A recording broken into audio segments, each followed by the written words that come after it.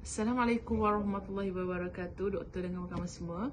Okey, hari ni kita akan present di mana subjek GM 3043 iaitu pembangunan organisasi. Di mana grup kami telah memilih tajuk pembangunan organisasi yang melibatkan komunikasi dan struktur organisasi dalam Jabatan Polis Diraja Malaysia iaitu PDRM. Okey. Ahli kumpulan kami adalah Muhammad Rizam BC Awam, Fariha Betty Mansur, saya sendiri itu Siti Nabila Aini Betty Yusof, Tengku Abdina Rasyada dan Muhammad Razali Mansah. Okey, sebelum tu kita sebab tajuk ni yang merupakan tajuk yang begitu hangat sekarang, di mana situasi sekarang ni melibatkan terutama sekali pandemik COVID-19 ni. Okey, pengenalan ni adalah pembangunan organisasi ialah satu proses kritikal dan berasaskan yang membantu organisasi membina kapabiliti untuk berubah dan mencapai keberkesanan yang lebih besar dan membangun penambahan dan mengukuhkan strategi struktur dalam proses.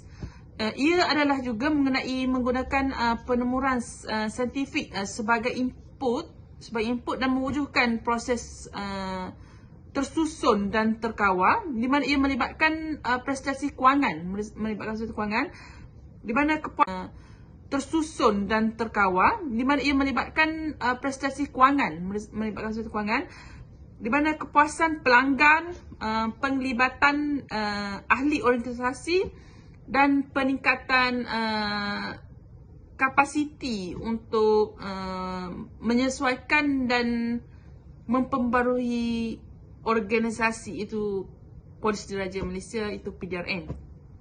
Okey. Di mana latar belakang organisasi ni, Polis Diraja Malaysia merupakan sebuah organisasi awam mempunyai visi sebagai pemaju untuk mengekalkan Malaysia berada dalam aman dan tenteram, di mana Polis Diraja Malaysia adalah tunggak utama untuk menjaga keamanan di negara Malaysia. Okey, Ibu Pejabat Polis Daerah Kuala Pilah merupakan tempat yang saya pilih, terletak di nombor 4 Jalan Melang, Taman Desa Jaya 7200 Kuala Pilah Negeri Sembilan.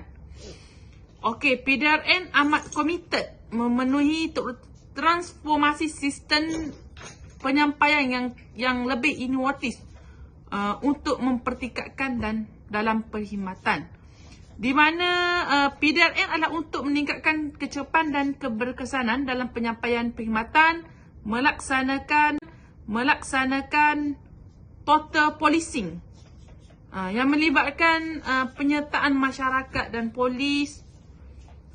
PDRM telah mengeluarkan perkataan masyarakat dan rakyat Polis Diraja Malaysia berpisah tiada, di mana meningkatkan kecekapan dan pengumpulan risiko keselamatan serta meningkatkan penguasaan undang-undang dan lain-lain.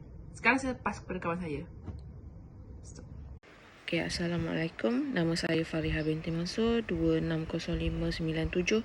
Okey, dengan ini saya sambung slide daripada kawan saya, iaitu permasalahan yang berlaku dalam pembangunan organisasi lebih tertumpu kepada komunikasi dan diagnosis kepada faktor yang terlibat. Antara faktor yang terlibat terhadap individu, kumpulan dan organisasi. Okey, faktor yang mempengaruhi individu adalah kebolehan, kemahiran, sikap, pengetahuan dan motivasi.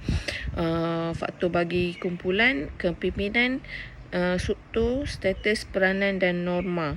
Bagi organisasi, faktor yang mempengaruhi adalah persekitaran, teknologi, proses, budaya, pemilihan dan strategi. Okey, seterusnya keberkesanan amalan komunikasi terbahagi kepada dua, iaitu masalah organisasi dan faktor masalah individu. Amalan komunikasi yang dijalankan oleh PDRM adalah berdasarkan teori sistem, iaitu memfokuskan interaksi antara subsistem pada aliran komunikasi berbagai arah secara menyeluruh bagi menyelaraskan kerja di peringkat dalaman atau luaran. Antaranya adalah seperti berikut. 1. Struktur jaringan komunikasi yang ekstrim. pengkhususan dan ego pengetahuan, kepentingan komunikasi yang berbeza, status dan hierarki jawatan, risiko limpahan dan lebihan maklumat, persepsi atau tanggapan terhadap mesej yang bercanggah, kefahaman semantik yang tidak selaras dan juga situasi emosi yang tidak stabil. Itu saja daripada saya dan disambung oleh kawan saya. Terima kasih. Intervensi perubahan atau candangan penambahbaikan pembangunan organisasi dalam komunikasi dan struktur organisasi bagi Jabatan PDRM. Pertama adalah mengurus gangguan komunikasi. Seterusnya adalah penggunaan teknologi maklumat komunikasi yang terkini, memastikan penglibatan langsung pengurusan atasan, perjumpaan secara tidak rasmi bersama ahli organisasi, penggunaan pihak ketiga dalam proses komunikasi krisis, mengamalkan kebebasan mengemukakan pendapat, penstrukturan komunikasi keorganisasian, meningkatkan amalan komunikasi interpersonal, penetapan prosedur dan peraturan komunikasi, mengutamakan kualiti dan keterampilan komunikasi, hak pengguna mengakses tahap minimum, pengasingan tugas, audit, pemantauan dan pemulihan. Seterusnya adalah pembangunan organisasi mengikut dasar yang melibatkan komunikasi. Dasar utama PDRM adalah untuk memelihara keamanan dan keselamatan Malaysia, menjaga undang-undang dan ketenteraman, mengesan dan mencegah jenayah, membuat risikan keselamatan serta melakukan tangkapan dan mendakwa pesalah. Pendekatan klasik ditekankan dalam pengurusan PDRM menerusi arahan-arahan yang disampaikan melalui penggunaan ISIA secara formal adalah wajib dipatuhi oleh semua anggota PDRM. Arahan yang disampaikan daripada pegawai atasan kepada anggota melibatkan aliran komunikasi ke bawah. Dan seterusnya adalah kumpulan ESKDD diwujudkan bagi memantau anggota atau pekerja melalui sistem arahan command and control yang memerlukan setiap anggota mematuhi dan menerima arahan yang diberikan oleh ketua. Assalamualaikum warahmatullahi wabarakatuh. Saya Muhammad Lizam bin Awang, 252288. Saya ingin buat sambungan daripada kawan saya presentation, iaitu part saya adalah intervensi perubahan atau carangan penambahbaik pembangunan organisasi dalam komunikasi dan struktur organisasi bagi jabatan dalam PDRM. Yang pertama adalah mengurus gangguan komunikasi, yang kedua penggunaan teknologi maklumat komunikasi ICT yang terkini, memastikan pelibatan langsung pengurusan atasan, perjumpaan secara tidak rasmi, penggunaan pihak ketiga dalam proses komunikasi krisis, mengamalkan kebebasan mengemukakan pendapat, penstrukturan komunikasi keorganisasian, meningkatkan amalan komunikasi interpersonal, mengutamakan kualiti dan keterampilan komunikasi, hak pengguna mengakses tahap minimum, pengasingan tugas, audit, pemantauan dan pemulihan. Next slide adalah pembangunan organisasi mengikut dasar penglibatan komunikasi. Dasar utama PDRM adalah untuk memelihara keamanan dan keselamatan di dalam Malaysia lah, menjaga undang-undang dan ketenteraman, mengesan dan mencegah jenayah yang ada dalam Malaysia, membuat risikan serta melakukan tangkapan dan mendakwa pesalah lah jika disabit kesalahan. Yang kedua, pendekatan klasik ditekankan dalam pengurusan PDRM menerusi arahan yang disampaikan melalui penggunaan ISIA secara formal adalah wajib dipatuhi oleh semua anggota PDRM dalam Malaysia. Yang ketiga, arahan yang disampaikan pegawai atasan adalah kepada anggota melibatkan aliran komunikasi, bermakna daripada atasan hingga ke bawah, melibatkan aliran komunikasi tersebutlah. Yang keempat, kumpulan ESKDD diwujudkan bagi memantau anggota atau pekerja melalui sistem aliran command and control yang memerlukan setiap anggota mematuhi dan menerima arahan yang diberikan oleh ketua.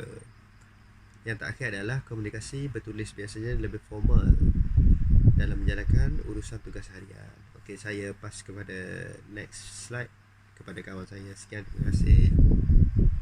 Assalamualaikum, nama saya Muhammad Razli bin Manzah, nombor matrik 260964.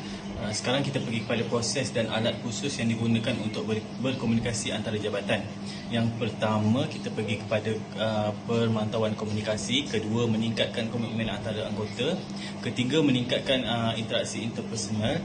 Keempat, saluran pencapaian maklumat yang berwibawa. Kelima, saluran pertama. Dan yang keenam, saluran kedua. Kita pergi kepada halangan-halangan yang dihadapi dalam membuat perubahan pembangunan organisasi dari segi komunikasi. Yang pertama, selalunya orang atasan bertindak mengikut andaian tanpa mengambil berat untuk mendapatkan penjelasan dari orang bawahan.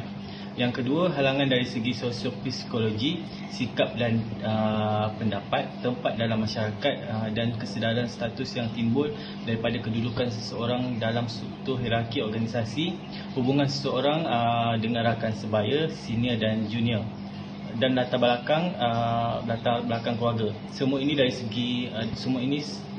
sangat mempengaruhi keupayaan seorang untuk berkomunikasi sebagai pengirim dan penerima. Yang akhir sekali, kita pergi kepada kesimpulan. Antara kesimpulannya adalah pelaksanaan pembangunan organisasi yang melibatkan komunikasi memerlukan perhubungan secara rasional dan dapat mewujudkan situasi perkongsian maklumat, pandangan dan idea yang boleh menjana perspektif baru yang positif di kalangan komunikator. Setiap ketua perlu bijak menilai dan menyaring maklumat bagi memastikan proses komunikasi dilaksanakan dengan berkesan dan teratur. Kecemerlangan merupakan tanggungjawab semua peringkat kerja dalam organisasi. Proses pencapaian matlamat organisasi akan gagal sekiranya komunikasi tidak memberi kesan ke atas pelarasan pekerja.